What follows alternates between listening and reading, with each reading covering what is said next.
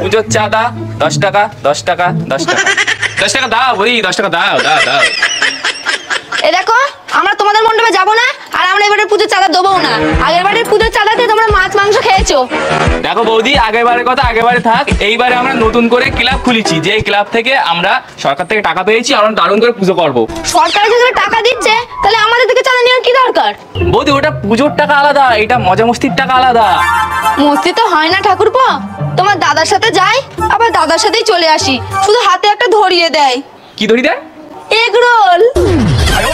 দেখো বৌদি, ওটা তোমার ফল, তুমি কারে বিয়ে করেছো, ওটা তোমার ফল। তোমার উচিত ছিল আমাদের মতো ইয়ং ছেলের বিয়ে করা, তারা কিন্তু ফুল মজা মস্তিতে থাকে। সেটা বাদ দাও, ইয়ং মেয়েদের জন্য একটা সিস্টেম আছে, আর বৌদিদের জন্য আলাদা সিস্টেম, সেখানে ডিজে বাউল হবে, সেখানে তুমি থাকবে, হেভি মজা হবে। তাহলে তো ভালো কথা, তুমি তাহলে আমার একটা হেল্প করে দাও, আমি তোমার চাঁদা দেবো। কি হেল্প? তোমার দাদা তো বাড়ি নেই, আমার একটা ছোট্ট করে রিলস করে দাও।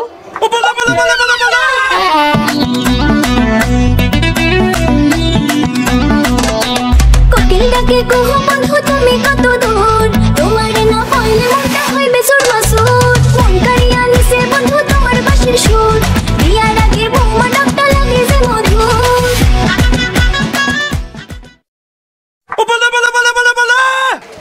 দাও।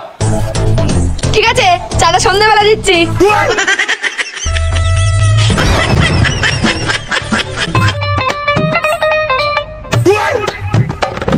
ঝন্টু ভাই কোন ছোড়া কোথায় চলে গেল?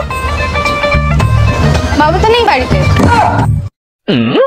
ওরকম মাল যত কম বাড়িতে থাকবে ততই মঙ্গল। কি চাই দুপুরবেলা? চাইতে চাঁদা। টাকা তো নেই দাদা। আবার সবার সামনে কেন দাদা? লাগবে না চাঁদা, আজকে নেই কোনো বাধা। তুই বাইরে দাঁড়া, আজকে আমি কৃষ্ণ আর আমি রাধা, তোমার বাদ দেবে বাধা। তোমার বাপটা একটা আস্ত বোকা। দাদা